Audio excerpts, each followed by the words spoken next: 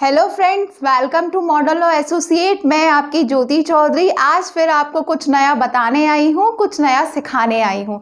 देखिए, आज का जो टॉपिक है वो किसी एग्ज़ाम में नहीं आता, लेकिन आपको लीगल जानकारी देना मेरा फ़र्ज़ है और मैं ये चाहती हूँ कि आपको हर एक टर्म का, हर एक शब्दावली का बेसिक से बेसिक चीज़ आपको पता हो, यानी कि आप उससे अवगत हों।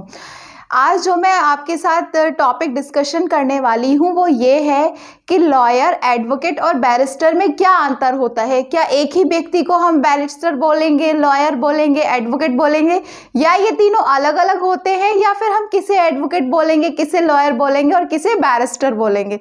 तो चलिए आइए, आज मैं आपको बताती हूँ कि एडवोकेट कौन व्यक्ति होता है, लॉयर कौन होता है और बैरिस्टर कौन होता है। देखिए, सबसे पहले लॉयर किसे कहते हैं। लॉयर हम उस व्यक्ति को कहते हैं जो किसी कॉलेज से लॉ की डिग्री प्राप्त करता है, यानी कि किसी कॉलेज से वो लॉ की पढ़ाई कर रहा है और लॉ की अगर उसने डिग्री प्राप्त कर ली है तो वो क्या कहलाएगा, वो लॉयर कहलाएगा।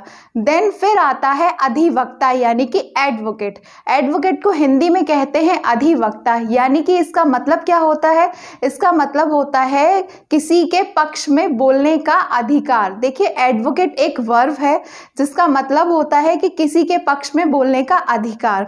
देन अब एडवोकेट कौन होता है। देखिए, जब लॉ की डिग्री प्राप्त कर ली जाती है तो अगला स्टेप होता है कि बार काउंसिल ऑफ इंडिया में अपना रजिस्ट्रेशन करा के वहाँ से रजिस्ट्रेशन नंबर प्राप्त करना।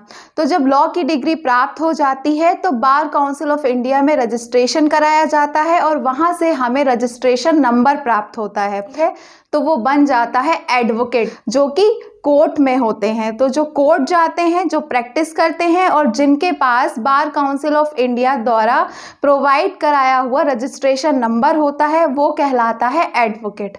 तीसरी जो हमारी टर्म है वो है बैरिस्टर। बैरिस्टर किसे कहेंगे। देखिए, अगर यही लॉ की डिग्री हम लंदन से प्राप्त करते हैं तो उसे कहा जाता है बैरिस्टर, यानी कि कोई व्यक्ति अगर लॉ की डिग्री, विधि की डिग्री लंदन से प्राप्त करता है, लंदन से लॉ की डिग्री लेता है, तो उसे कहते हैं बैरिस्टर। अब आपको समझ में आया हो कि लॉयर कौन होता है, एडवोकेट कौन होता है और बैरिस्टर किसे कहते हैं।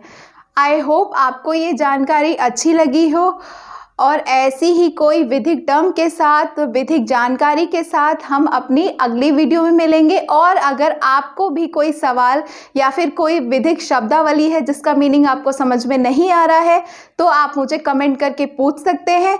जब तक आप सुरक्षित रहें, खुश रहें। Thank you.